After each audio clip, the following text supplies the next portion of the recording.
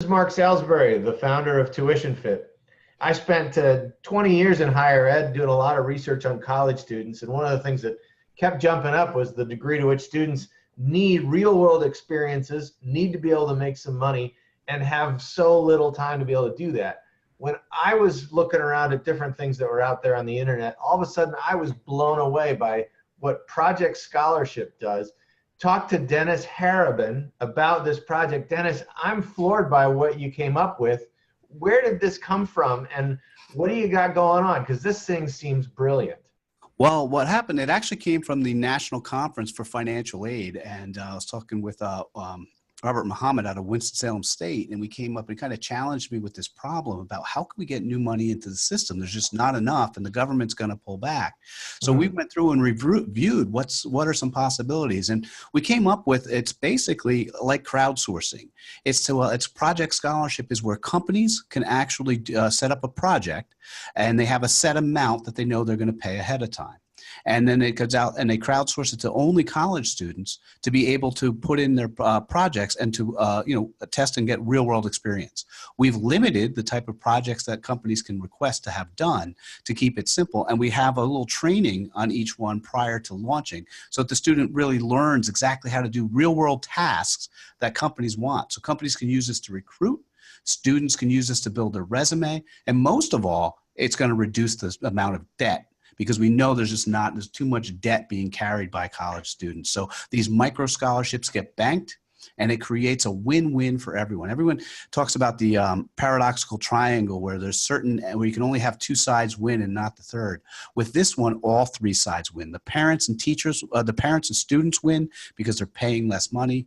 The companies win because they're getting employees that they know, they're recruited, they know ahead of time, they're getting their tasks that they need to get done. And the colleges win because that's the only place the money can go. So we've created a win-win-win situation for everyone involved. Yeah, that's such a smart move. The only people that I think that might be out a little bit is the pizza delivery folks that aren't going to get as many orders because students are doing good work in the middle of the night. Well, yeah, but that's something we can live with because they have more money to spend because they're not spending it all at college. So they'll be able to spend more during the day instead of at midnight. There you go.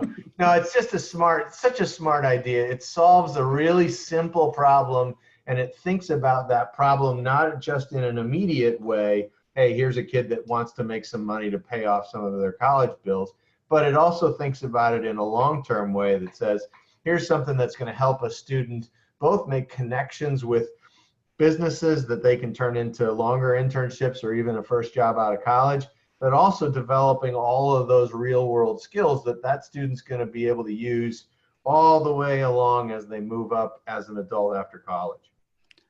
Exactly. And what we've heard from people, which was something I hadn't even thought of, they said the only people who will be resisting this are the people who have a vested interest in the system staying broke.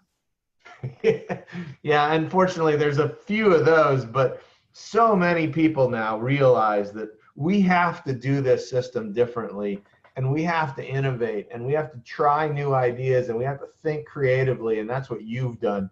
Really creative thinking here to find a new way to bring money into the system in a way that benefits the student, the college, and the business. Yeah, we're looking forward to it. And again, we're at that chicken and egg scenario place right now where we're putting enough projects on and enough students. But we know once we hit critical mass, we're excited to be able to make an impact in something that's a real detriment to our country right now. The level of debt is just incredible. Unfortunately, we can't fix the ones who already have the loans, but what we can do is dam up the river so we can work on fixing them down the road. Right. The goal of just don't make the same mistake again it's a low bar, but it's a pretty important one. Yes, sir.